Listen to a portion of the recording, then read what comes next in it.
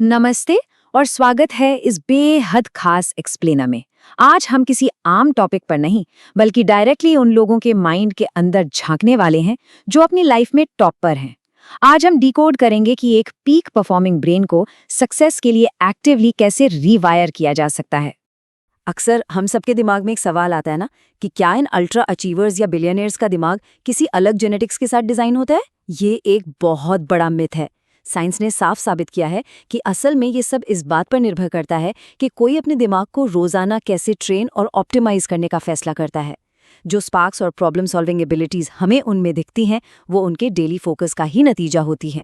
तो चलिए जल्दी से इस एक्सप्लेनर के एजेंडा पर नजर डालते हैं। हम इन 5 मेन एरियाज को कवर करेंगे। 1 point, the science of waking up.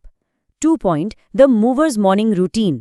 3 point, frontal cortex versus limbic system. 4 point, the 3 pillars of thought. और 5 point, hacking reactions and emotions. Basically, हम एक ब्रेन की सुबह उठने से लेकर इमरजेंसीज हैंडल करने तक की पूरी जर्नी को समझेंगे। तो शुरुआत करते हैं अपने पहले सेक्शन से। एक, the science of waking up. एक हाई परफॉर्मिंग ब्रेन की पूरी नींव दिन के उस पहले घंटे में ही रख दी जाती है। देखिए, दिमाग की परफॉर्मेंस को समझने के लिए इन 4 मेन फ्रीक्वेंसीज को जानना जरूरी है। जब हम गहरी नींद में होते हैं तब दिमाग डेल्टा स्टेट में होता है। जैसे ही उठने या सोने का वक्त होता है थीटा वेव्स आती हैं जो सीधे क्रिएटिविटी से जुड़ी हैं। आंख बंद करके शांत बैठना अल्फा स्टेट है और जब हम fast active problem solving mode में आ जाते हैं तो वो बीटा स्टेट होती है। मॉर्निंग को हैक करने का सबसे बड़ा सीक्रेट इन फ्रीक्वेंसीज के बीच आराम से स्मूथ ट्रांजिशन करना है, ना कि दिमाग को कोई अचानक झटका देना। इसे एक एवरीडे एग्जाम्पल से समझते हैं। एक आम सुबह कैसे होती है? अचानक से एक तेज अलार्म बजता है और दिमाग सीधा डेल्टा यानी गहरी नींद से बेटा यानी फास्ट एक्शन में चला जाता है। उठते ही फोन और ईमेल्स चेक करना स्ट्रेस को इतना स्पाइक करता है कि ये दिमाग को न्यूट्रल से सीधा 5वें गियर में डालने जैसा है। वहीं दूसरी तरफ एक पीक परफॉर्मर बहुत नेचुरली उठता है। वो डेल्टा से थीटा और अल्फा स्टेट्स में कुछ वक्त बिताते हैं।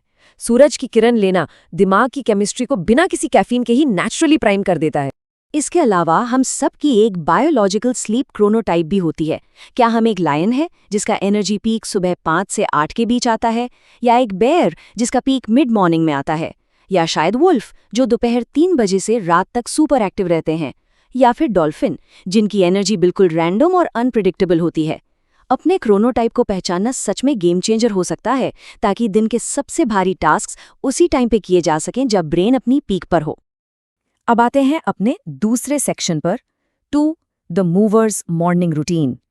सुबह की इस ब्रेन केमिस्ट्री को सिस्टमैटिकली यूज करने के लिए पीक परफॉर्मर्स एक बहुत ही स्पेसिफिक स्ट्रक्चर फॉलो करते हैं और वो स्ट्रक्चर है MOVERS। ये 6 बहुत ही प्रैक्टिकल स्टेप्स हैं।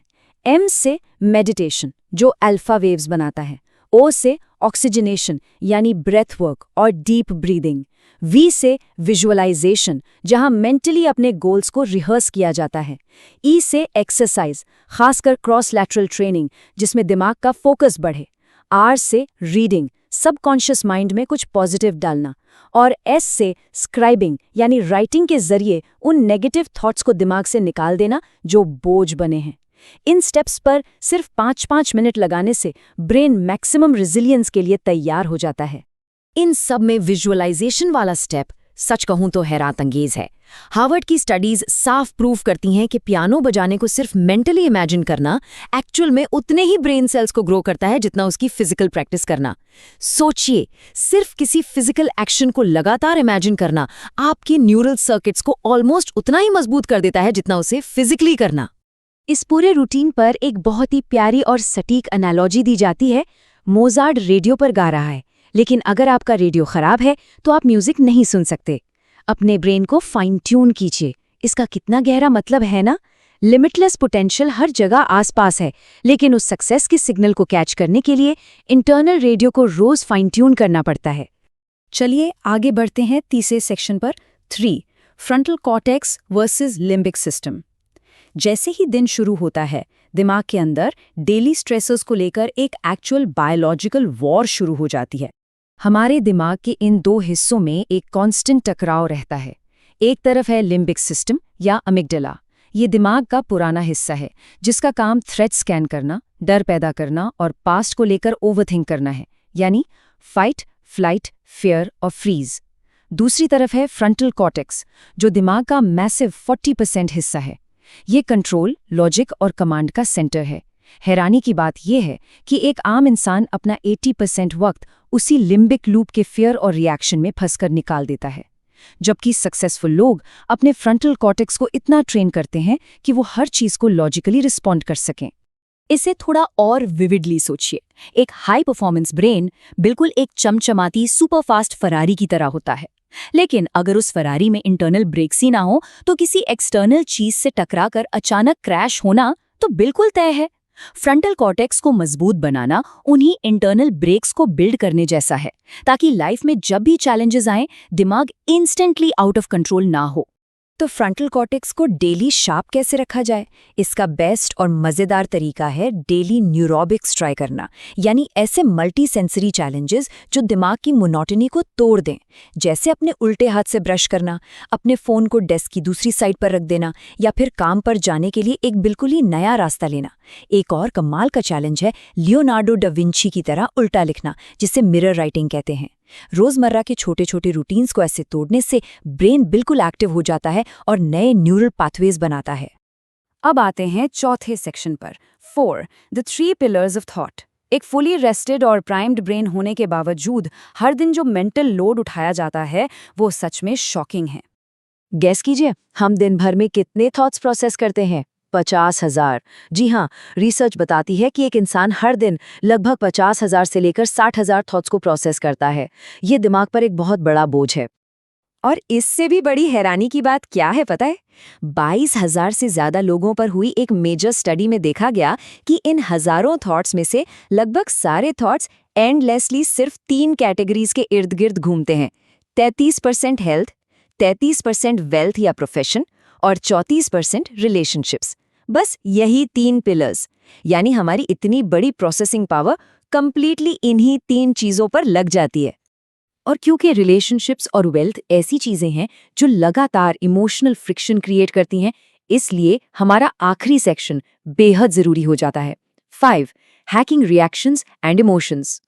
एवोल्यूशनरी केमिस्ट्री के हिसाब से दिमाग इमोशनल पेन को बहुत अलग तरीके से प्रोसेस करता है। जैसे एक ब्रेकअप का एग्जाम्पल ले लीजिए। एक तरफ जहां ऑक्सीटोसिन और सेरोटोनिन के सडन ड्रॉप की वजह से शुरुआती फेज में ही इंटेंस इमोशनल प्रोसेसिंग होती है, वहीं दूसरी तरफ टेस्टोस्टेरोन फोकस की वजह से शुरू में इमोशनल प्रोसेसिंग पूरी तरह डीले हो जाती है और असल पेन या इम्पैक्ट का एहसास महीनों बाद जाकर हिट करता है। ये बताता है कि अलग अलग लोग किसी भी रिलेशनशिप क्राइसिस को टोटली डिफरेंट टाइमलाइंस पर रिएक्ट करते हैं। और जब दिमाग पर अचानक से एक्सट्रीम स्ट्रेस या गुस्सा आता है तो ये फैक्ट हमेशा याद रखना चाहिए। अमिगडाला को पूरे नर्वस सिस्टम को पूरी तरह हाईजैक करने में और एक छोटे से रिएक्शन को एकदम प्योर रेज में बदलने में एग्जैक्टली 13 सेकेंड्स लगते हैं। सिर्फ 13 सेकेंड। तो इस 13 सेकेंड की हाईजैक विंडो को रोके कैसे? इसके 4 बहुत सिंपल और इफेक्टिव स्टेप्स हैं। पहला, उस ट्रिगर को तुरंत पहचानना। दूसरा, एक डीप साइक्लिक साई यानी एक गहरी सांस लेना।